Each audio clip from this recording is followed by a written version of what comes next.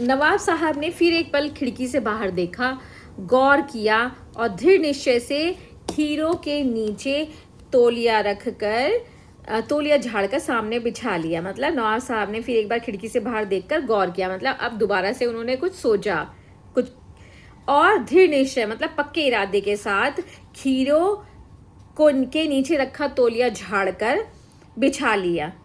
फिर उन्होंने क्या किया, सीट के नीचे से लोटा उठाकर दोनों खीरों को खिड़की से बाहर धोया और तौलिए से पोंछ लिया। जैसे खीरा खाने से पहले जो जो काम करते हैं, खीरा छीलते हैं, खीरा धोते हैं, पोंछते हैं, वो सब काम इन्होंने करे। जेब से चाकू निकाला, दोनों खीरों के सिर काटते हुए उन्हें गोद कर झाग निकाला। जैसे खीरा बेटा आप लोगों ने खाया हो तो खीरे जैसे दोनों सिरों मतलब एक सिर इधर, एक कोना इधर और एक सिरा इधर, इन दोनों सिरों को उन्होंने काटा। खीरे को काटने से पहले खीरा काटने का तरीका क्या होता है, उसको यहाँ से काटा जाता है थोड़ा सा इस सिरे से और एक सिरे से थोड़ा सा काटा जाता है, और जब काट के फिर उसको गोद कर झाग निकालते हैं। जो चाकू होता है उसकी नोक लेके खीरे के इस सिरे पर चाकू से ऐसे छेद करते हैं, उसे कहते हैं गोदना। ठीक है, ऐसे ऐसे ऐसे ऐसे करके। तो उससे क्या होता है कि जब उसको फिर उसका जो कटा हुआ पार्ट होता है उसको ऐसे रगड़ा जाता है तो वहाँ से झाग निकलता है। तो उस झाग के जरिए खीरे का जितना भी कड़वापन होता है वो निकल जाता है। तो खीरा जब भी काटते हैं, वो जो समझदार लोग होते हैं जिन्होंने पहले खीरा खाया होता है वो ऐसा ज़रूर करते हैं, पहले खीरा काटेंगे दोनों सिरों से और उसको वहाँ पे थोड़ा सा गोद कर रगड़ेंगे ताकि उसका खीरे का सारा कड़वापन निकल जाए। ठीक है बेटा, तो यही काम यहाँ पे नवाब साहब ने भी किया। दोनों झाग निकाला, गोद कर उन्हें, फिर खीरों को बहुत एहतियात से, एहतियात का मतलब होता है बेटा सावधानी, एहतियात का मतलब सावधानी, इसमें लिखा नहीं मैंने, हाँ नहीं ये लिखा है मैंने। एहतियात का मतलब होता है सावधानी से। क्या करा उन्होंने, सावधानी से खीरों को काटा, छीला और फांकों को करीने से तौलिए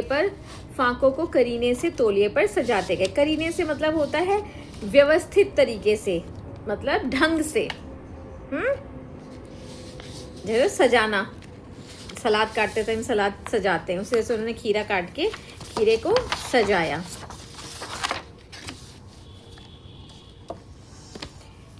अब सजाते गए सारे फांके वो। अब लखनऊ स्टेशन पर खीरा बेचने वाले खीरे के इस्तेमाल का तरीका जानते हैं। ठीक है, कौन जानता है, खीरा बेचने वाले खीरे को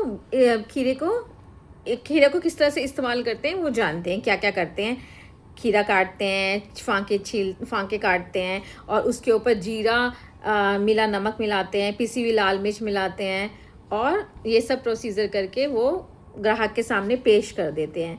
तो नवाब साहब ने बहुत करीने से तरीके से खीरे की फांकों पर जीरा मिला नमक मिलाया, लाल मिर्च की सुर्खी बुरक दी, बुरकना मतलब छिड़क दी। उनकी प्रत्येक भाव भंगिमा और जड़ों के स्फुरण से स्पष्ट था। मतलब उनके भाव भंगिमा मतलब होता है बेटा भाव भंगिमा जिसे हम इंग्लिश में कहते हैं फेशियल एक्सप्रेशन। उनके चेहरे के हाव मतलब चेहरे के जो हमारे जो अंग होते हैं उनके हिलने से जो हम मन की बात जानते हैं उसको कहते हैं भाव भंगिमा। जैसे आपने देखा होगा, जैसे कथक डांसर होते हैं, भरतनाट्यम के डांसर जो होते हैं, वो जब डांस करते हैं तो उनके चेहरे के एक्सप्रेशन देखना, जैसे वो अपने चेहरे से इतना कुछ कह देते हैं, पूरी जो कहानी होती है वो अपने चेहरे से ही शो कर देते हैं कि पूरी कहानी का सार क्या है। तो यहाँ पे लेखक के चेहरे को देखकर और उनका जबड़े के स्फुरण मतलब जैसे कभी होता है ना, जैसे जब किसी टेस्टी चीज़ को देखते हैं तो हमारा जो जबड़ा होता है वो अलग तरीके से हिलने डुलने लगता है, ऐसा मुंह में पानी आने लगता है। तो ऐसे ही उनको देख के ये साफ स्पष्ट था, मतलब जाहिर था क्या, उनके चेहरे के हाव भाव और जबड़ों के हिलने से, जबड़ों से उनके मुंह से साफ स्पष्ट हो रहा था, साफ जाहिर हो रहा था, दिख रहा था कि उस प्रक्रिया में जो उन्होंने पूरा प्रोसीजर करा था खीरे पे नमक वमक मिलाकर, उस प्रक्रिया में वो सब करने में काटते काटते उनके मुंह में खीरे की रसास्वादन, जो खीरे का जो टेस्ट था, रसास्वादन मतलब उसका टेस्ट, उसका स्वाद जो वो उनके दिमाग में जो चल रहा था, उससे उनके मुंह में पानी आ रहा था। प्लावित होना मतलब पूरा भर जाना, पानी आना तो फिर भी एक कम छोटा शब्द होगा, प्लावित मतलब पानी से पूरी तरह से उनका मुंह भर रहा था। मतलब उनको इतना स्वाद आ रहा था काटते काटते ही कि लेखक समझ गया कि अब जो है नवाब साहब जो है कंट्रोल से बाहर है, बस खीरा मुंह में डाल ही लेना चाहते हैं। हम कनखियों से देखकर सोच रहे थे, अभी भी लेखक जो थे वो उनको टेढ़ी टेढ़ी नज़रों से ही देख रहे थे। मियाँ रईस बनते हैं लेकिन लोगों की नज़रों से बच सकने के ख्याल से अपनी असलियत पे उतर आए। अब देखो बेटा, यहाँ पे क्या कहा गया है कि लेखक मन मन में क्या देख रहा था, उनके हाव भाव को देखकर लेखक ये सोच बनी उनकी कि वैसे तो बड़ा अमीर बनता है, ठीक है, लेकिन लोगों की नज़रों से बच सकने के ख्याल में उन्होंने सोचा कि लोगों से बच जाऊंगा, सेकंड क्लास के डिब्बे में कोई देखेगा नहीं, और अपनी असलियत पे उतर है। कौन सी असलियत पे? जो लेखक को पता चल गई। क्या पता चल गई लेखक को? कौन सी असलियत पता चल गई? उनको ये असलियत पता चली कि देखो नवाब जो है उनको एक से एक बढ़िया खाना मिलता है ना, मतलब इतना टेस्ट खाने में कि मैं आपको क्या बताऊं। लेकिन उनको दिल फिर भी किस बात पे आ रहा है, किस स्वाद पे आ रहा है? खीरे पे, जो कि मामूली सा है और जिस पर केवल नमक मिला है। मतलब खीरे को देख के उनका मुंह में इतना पानी आ रहा है। जो कि व्यक्ति एक से एक बढ़कर स्वादिष्ट चीज़ें खा चुका है अपनी ज़िंदगी में, उसका मन अभी भी किस चीज़ पे अटका हुआ है? खीरे पे। तो ये असलियत लेखक को पता चली। और कितना लालच आ रहा है, कितना मन उनका कर रहा है, वो लेखक को पता चल चुका था अब तक। नवाब साहब ने फिर हमारी ओर देख लिया।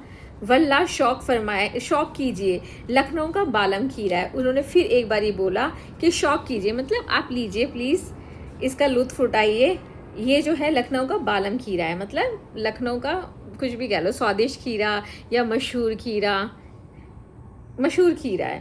तो नमक में छिड़क दिए जाने से ताज़ी खीरे की पनियाती फांके देखकर पानी मुंह में जरूर आ रहा था। अब जब लेखक की नज़र खीरों पे पड़ी तो एक बार के लिए तो लेखक के मुंह में भी पानी आ गया, लेकिन जो लेखक थे वो पहले ही मना कर चुके थे। अब आत्मसम्मान निभाना ही उचित समझा। अब उन्होंने सोचा कि अब मैं एक बार तो पहले ही मना कर चुका हूँ, अब मैं दोबारा से हाँ नहीं बोलूँगा, ठीक है, अब मैंने मना कर दिया तो अब वही ठीक है, मना ही ठीक है। उत्तर दिया, जैसे हम कहते हैं हमें कोई चीज़ नहीं खाती, नो थैंक्स हम कैसे ऐसे बोलते हैं ना, तो उन्होंने बोला शुक्रिया, इस वक्त तलब महसूस नहीं हो रही है। अब उन्होंने क्या बहाना दिया? मन तो अंदर से कर रहा था कि उनके लेखक के मुंह में पानी आ रहा था, लेकिन उन्होंने बहाना बनाया कि मेरे को तलब महसूस नहीं हो रही है। तलब महसूस ना होने का मतलब बेटा होता है, नोट कर लो, तलब महसूस ना होने का होता है इच्छा ना होना, मन नहीं करना, ठीक है। तलब महसूस नहीं हो रहा, मैदा भी जरा कमज़ोर है। मैदा से कमज़ोर है मतलब थोड़ा पेट भी अभी कमज़ोर है, ठीक है। किबला शौक फरमाइए, किबला शौक फरमाइए मतलब वही आप लीजिए, कृपया आप लीजिए, जैसे हम बोलते हैं ना आप किसी का सम्मान करते हैं, कृपया आप लीजिए, नो थैंक्स आप लीजिए। तो नवाब साहब ने ऐसे बोल दिया। नवाब साहब ने सतृष्ण आंखों से नमक मिर्च के संयोग से चमचमाती खीरे की फांकों की ओर देखा। अब नवाब साहब फिर से खीरों की तरफ देखा, और कैसे देखा, कैसी नज़रों से देखा? सतृष्ण नज़रों से। सतृष्ण मतलब होता है बेटा लालच, तृष्णा मतलब होता है लालच, और सतृष्णा मतलब लालच से। उन्होंने फिर से लालच से खीरे की तरफ देखा। कौन से खीरे? नमक मिर्च से। अब वो जो खीरा जो था उसकी फांके जो थी अब वो और भी चमक रही थी। कैसे? क्योंकि उसमें नमक भी मिला हुआ था, नमक मिर्च मिला हुआ था, अब वो खीरा और भी चमचमाता था। लेखक ने फिर से उसको लालच भरी नज़रों से देखा। खिड़की के बाहर देखकर दीर्घ निश्वास लिया, एक गहरी सांस छोड़ी खिड़की के बाहर देखते हुए, खीरों को देखकर। खीरे की एक फांक उठाकर होठों तक ले गए।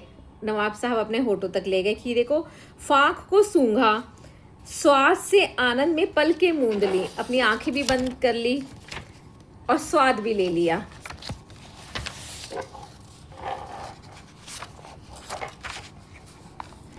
मुंह में भर आए पानी का घूंट गले में उतर गया। जो उनके मुंह में पानी भर रहा था वो तक उनके गले में उन्होंने घूंट लिया। तब नवाब साहब ने फाक को खिड़की से बाहर छोड़ दिया। अब देखो, अब ये क्या हुआ, उनका तो इतना मन कर रहा था, ये कैसे हो गया, खिड़की से बाहर क्यों फेंका उन्होंने, खा सकते थे, है ना, जिसके कारण उनके इतने हाव भाव बदल रहे थे, उनके मुंह में इतना पानी आ रहा था और लालच भरी नज़रों से देखा जा रहा था जिन खीरे की फाकों को, उन्होंने बाहर कैसे फेंक दिया।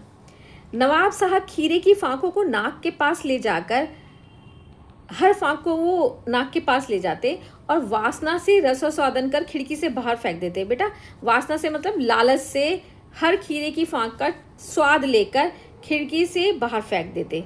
अब आप सोचोगे, स्वाद तो मुंह से लिया जाता है, वो नाक से स्वाद ले रहे थे, और वासना से लालच से। अब लालच मतलब अब लालच के लिए तो तृष्णा शब्द ही हुआ था, वासना क्यों किया है बेटा। जब देखो, हर किसी चीज़ को देखने की, कोई चीज़ हमें अच्छी लगती है तो इंसान होने के नाते कभी कभी मन में आ जाता है और ये कितनी अच्छी चीज़ है, लालच आ जाता है, ठीक है, वो ठीक रहता है। फिर हम थोड़ी देर बाद बदल भी जाते हैं, हमारा हम ध्यान इधर उधर कर लेते हैं, तो हम उस चीज़ से हमारा ध्यान हट जाता है। लेकिन वासना का मतलब होता है हमें लालच होता है, लेकिन हमारी इरादा बुरा होता है, दोनों में डिफरेंस ये है। तो यहाँ पे उनका क्या इरादा था कि उन्होंने टेस्ट तो किया, लेकिन टेस्ट करके रसास्वादन लिया, रस का उसके पूरा जो टेस्ट था उसका स्वाद लिया, लेकिन उसके बाद उन्होंने बुरा क्या किया, उसको खिड़की से बाहर फेंक दिया। ठीक है, नवाब साहब ने खीरे की सब फाकों को खिड़की से बाहर फेंक कर तौलिए से हाथ और होठ पोंछ लिए। इस तरह से उन्होंने एक एक करके सारी की सारी फाकों को सूंघा, टेस्ट लिया और तौलिए से हाथ पोंछ, जब सारे खीरे मतलब फेंक दिए तो तौलिए से हाथ पोंछा और होठ भी पोंछे। अब होठ क्यों पोंछे, होठ से तो उन्होंने खाया ही नहीं था। और गर्व से गुलाबी आंखों से हमारी तरफ देख लिया, और आंखों से गुलाबी आंखें मतलब एक तो होती गुस्से से लाल आंखें, और गुलाबी आंखें मतलब चमचमाती हुई आंखें, खुशी से, गर्व से, खुशी वाली आंखों से उन्होंने लेखक की तरफ देखा, और जैसे आंखों ही आंखों में मानो कह रहे हो, ये है खानदानी रईसों का तरीका। किस लिए उनकी आंखें चमचमाती थी, कि वो शो कर रहे थे कि देखो हम कितने रईस हैं, खीरे का इस्तेमाल ऐसे करते हैं फेंक कर। नवाब साहब खीरे की तैयारी और इस्तेमाल से थक कर लेट गए। देखो, खीरा छीलने काटने में ही वो थक गए, नहीं उन्होंने और भी कुछ किया था। खीरा निकाला, उसके लिए तौलिया बिछाया, झाड़कर बिछाया, सीट के नीचे से लोटा उठाया, खीरों को दिख नहीं रहा था, उन्होंने और भी काम किए थे। खीरे के नीचे रखा तौलिया झाड़ा था, और सीट के नीचे से लोटा भी उठाया उन्होंने। खीरों को खिड़की से बाहर धोया, तौलिए से पोंछा और जेब से चाकू निकाला, और फिर दोनों सिरों को गोदकर झाग निकाला। फिर खीरे की को सावधानी से छीलकर फाकों को तौलिए भी सजाते गए। उन्होंने इतने सारे काम करके वो थक गए, ठीक है, और बाद में थक कर लेट गए। देखो, इतने सारे काम करे उन्होंने और थक के लेट गए। हमें तस्लीम में सिर खम कर लेना पड़ा। तस्लीम मतलब होता है बेटा, इसमें है नहीं, इसमें नहीं, तस्लीम का मतलब होता है, मैं आपको बता देती हूँ। तस्लीम का मतलब होता है उनकी बात को मानते हुए। उनकी बात को मानते हुए लेखक ने सर झुका लिया। सर खम कर लेना मतलब सर झुका लेना, कि बेचारे लेखक कुछ बोल नहीं पाए, अपना सर झुका के रह गए, हाँ में हाँ करके सर झुका लिया। और मन में उन्होंने सोचा, ये है खानदानी तहजीब। तहजीब मान ले शिष्टाचार, ठीक है, अच्छी आदत। देखो, ये है खानदानी तहजीब। नफासत मतलब होता है तरीका, अच्छे ढंग से करने का तरीका, और नज़ाकत। तो देखो, उन्होंने खानदानी तहजीब क्या कही, कि खीरे को उन्होंने इस तरीके से फेंक दिया, ये तो इनकी इज्जत, मतलब ये तो इनकी शिष्टाचार है, और ये इनके मतलब नवाब इसलिए मशहूर होते हैं, इसलिए फेमस होते हैं कि वो किसी काम को बहुत सलीके से करते हैं, बहुत अच्छे तरीके से करते हैं। कहते हैं कि उन्होंने इस तरीके से अच्छा काम किया है, खीरों को फेंक कर। और नज़ाकत मतलब नज़ाकत के लिए यहाँ पे क्यों, उनके मन में क्या सोच कर उन्होंने नज़ाकत शब्द बोला है, ये सोचकर कि देखो, केवल खीरे को काटने के प्रोसीजर में ही वो इतने नाजुक थे नवाब साहब, कि वो थक कर लेट गए, थक गए। खीरा छीलने काटने खाने में भी कोई थकता है क्या, लेकिन नवाब साहब थक गए, इतने नाजुक थे। और ये तो उनकी वो थी, शिष्टता थी कि खीरों को फेंक दिया, चमचमाते हुए खीरों को, जो कि इतने टेस्टी दिख रहे थे, और ये इनका खाने का तरीका था। तो मतलब एक तरह से यहाँ पे व्यंग किया गया है, देखो क्या तरीका है, खानदानी तरीका इनका ये है, ये इनकी नज़ाकत है, ये इनकी नफासत है। बेचारे सर करके ही रह गए, सर नीचे करके ही रह गए लेखक। तो हम गौर कर रहे थे, अब लेखक ने गौर किया। अब तक तो नवाब साहब गौर कर रहे थे, अब लेखक गौर कर रहे थे कि खीरा इस्तेमाल करने के इस तरीके को खीरे की सुगंध और स्वाद की कल्पना से संतुष्ट होने का सूक्ष्म, नफीस या एब्स्ट्रैक्ट तरीका, मतलब जरूर कहा जा सकता है, परंतु क्या इस तरीके से उदर की तृप्ति हो सकती है? उसने बोला कि लेखक ने बोला कि ये जो लेखक खीरे का इस्तेमाल हुआ है इस तरीके से, उसकी सुगंध ली गई है, उसकी स्वाद लिया गया है। कैसे सुगंध लिया गया? कल्पना में। स्वाद कैसे लिया गया है? कल्पना में। केवल बस सोच सोच में स्वाद लिया गया है। तो और इससे नवाब साहब संतुष्ट भी हुए हैं, मतलब उनको अच्छा लगा है। और तो ये जो तरीका है, एब्स्ट्रैक्ट तरीका, ये नफीस या एब्स्ट्रैक्ट तरीका कहा जा सकता है। इसको जो है खीरे के इस्तेमाल करने का एक अलग सा, एब्स्ट्रैक्ट मतलब होता है एक अलग सा तरीका, जो कि साधारण लोगों को समझ में ना आए। तो खीरे को खाने का ये तरीका तो आम लोगों के समझ में नहीं आएगा, लेकिन जो कुछ खास लोग होंगे उनको तो हो सकता है समझ में आता हो ये एब्स्ट्रैक्ट तरीका। तो लेखक को भी नहीं आया, इसलिए उन्होंने इसको एब्स्ट्रैक्ट तरीका कहा है। तो कहते हैं ये एब्स्ट्रैक्ट तरीका तो हो सकता है खीरे खाने का, लेकिन क्या इससे मन संतुष्ट हो सकता है? मन को लग सकता है कि हाँ हमने खा लिया, लेकिन पेट को लग सकता है क्या? क्या उदर की तृप्ति हो सकती है? पेट भर सकता है? पेट शांत हो सकता है? नवाब साहब की ओर से जब लेखक ये बात सोच ही रहा था कि क्या इससे पेट भर सकता है, तभी नवाब साहब के पेट ने भी जवाब दे दिया। कैसे जवाब दिया देखो, नवाब साहब की ओर से भरे पेट के ऊंचे डकार की आवाज़ सुनाई दी। क्या सुनाई दी? नवाब साहब के पेट से, पेट के ऊंचे डकार की शब्द सुनाई दिया, मतलब जैसे कि उनके पेट ने भी बोल दिया, ओहो क्या संतुष्टि हुई है खीरा खाकर। ठीक है, उनकी आंखों ने तो बोल ही दिया था कितना मज़ा आया खीरा खा के, अब पेट ने भी बोल दिया कि कितना मज़ा आया। ठीक है, और नवाब साहब ने हमारी ओर देखकर कह दिया, नवाब साहब ने अपने मुंह से क्या बोला? खीरा लजीज होता है लेकिन होता है सकील। कहते हैं खीरा जो है टेस्टी तो होता है, लेकिन सकील मतलब जैसे जो हैवी चीज़ें होती है ना, जो बोझ डालती है पेट को सख्त कर देती हैं। तो कहते हैं कि खीरा जो है वो जो है पेट को सख्त कर देता है, नामुराद मैदे पर बोझ डालता है। मतलब कि जैसे नामुराद मतलब जैसे हम कहते हैं बेवकूफ़ सा, ऐसे बोलते हैं ना, तो कहते हैं नामुराद बेवकूफ़ सा, मतलब मैदे पर बोझ डाल देता है। खीरा क्या करता है? पेट पे बोझ हैवी कर देता है, पेट को भारीपन ला देता है। ज्ञान चक्षु खुल गए लेखक के। क्या खुल गए? ज्ञान चक्षु। ज्ञान चक्षु मतलब होता है लेखक की आंखें खुल गई। अब तक तो वो आंखें बंद, उसे पता ही नहीं था, अब उसे नई बात पता चली। ठीक है, क्या पहचाना? उसने पहचान लिया कि ये है नई कहानी के लेखक। अब तक तो लेखक अपने आप को ही लेखक समझ रहा था, लेकिन अब उसे लगा कि जो नवाब साहब हैं वो भी एक कहानी लिख सकते हैं, एक नई कहानी लिख सकते हैं। खीरे की सुगंध और स्वाद की कल्पना से पेट भर जाने का डकार आ सकता है, तो बिना विचार घटना और पात्र के लेखक की इच्छा मात्र से नई कहानी क्यों नहीं बन सकती है? तो लेखक के मन में ये विचार आया अंत में कि जब जब खीरे की केवल सुगंध से और उसके टेस्ट की कल्पना से ही जब पेट भर सकता है, तो ऐसी कहानी भी लिखी जा सकती है जिसमें ना कोई पात्र हो, ना कोई घटना हो, ना कोई विचार हो, केवल बस इच्छा हो। नई कहानी बन जाएगी। ठीक है, मतलब कि बस कहानी लिखने की इच्छा होनी चाहिए, कहानी लिखी जा सकती है। ठीक है, उसके लिए कुछ नहीं सोचना, कौन लेखक, कौन पात्र है, क्या घटना है, क्या विचार है, कुछ नहीं सोचना, बस कहानी लिखने की इच्छा होनी चाहिए और कहानी लिखी जा सकती है। ठीक है बेटा, तो इस पाठ से हमें क्या क्या सीखने को मिला, क्या क्या सीखा आपने इस पाठ से? चलिए इस पर अब चर्चा करते हैं। बेटा इस पार्ट से जो हमें शिक्षा मिली, जो हमें सीख मिली इस पार्ट से, उस पर हम कुछ चर्चा करते हैं। नवाब साहब ने यहाँ पर सोचा कि वो अकेले सफ़र कर रहे हैं, लेकिन बेटा ऐसा नहीं होता।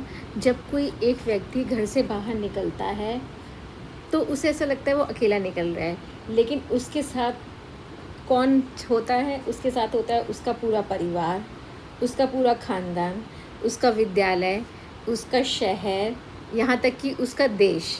ये इन सबको वो अपने साथ लेकर चलता है, ठीक है। तो हमारे उठने बैठने का तरीका, चलने फिरने का, बात करने का तरीका, यहाँ तक कि खाने खाने के तरीके से भी हम ये स्पष्ट कर देते हैं, ये जाहिर कर देते हैं कि हमारा परिवार कैसा है, हमारा ख़ानदान कैसा है, हमारा शहर कैसा है, ठीक है। यहाँ पे नवाब साहब के साथ भी यही हुआ। उन्होंने केवल एक मामूली सी चीज़, खीरा खाने के तरीके से ही ये जाहिर कर दिया। आखिरकार लेखक ने ये बोल ही दिया, शायद मन मन में चिढ़ के बोला कि देखो ये है नवाबों की तहजीब, नफासत और नज़ाकत। उनको खीर, केवल एक खीरा खाने के तरीके से पता चल गया कि देखो क्या तरीका है, कैसे नवाब होते हैं। तो इस बात से हमें शिक्षा मिलती है कि हमें अपने छोटे छोटे काम जो हमारे द्वारा किए जाते हैं, उनसे हमारे परिवार, समाज, हमारे धर्म और हमारे देश की झांकी देखने को मिलती है, उनकी एक झलक देखने को मिलती है, ठीक है बेटा। दूसरा देखो, इस पार्ट से हमें ये पता चलता है कि नवाब साहब जो थे वो एक सफ़ेद पोश व्यक्ति थे, ठीक है। मतलब कि ऐसे व्यक्ति जिनको कि शहर के इज़्ज़तदार, समझदार व्यक्तियों और पढ़े लिखे व्यक्तियों में गिना जाता है। तो चिंता का विषय बेटा यहाँ पे ये है कि जब समाज का समझदार व्यक्ति ही ऐसा करे, ठीक है, तो बाकी लोगों को क्या सीख मिलेगी? तो शिक्षित व्यक्ति की जिम्मेदारी और भी बढ़ जाती है, क्योंकि वो दूसरों के लिए प्रेरणा का विषय होता है। उनके बात करने के तरीक़ों से ही नहीं, बल्कि वो अपने हाव भाव के तरीक़ों से भी लोगों की सोच को बदल सकने की ताकत रखते हैं।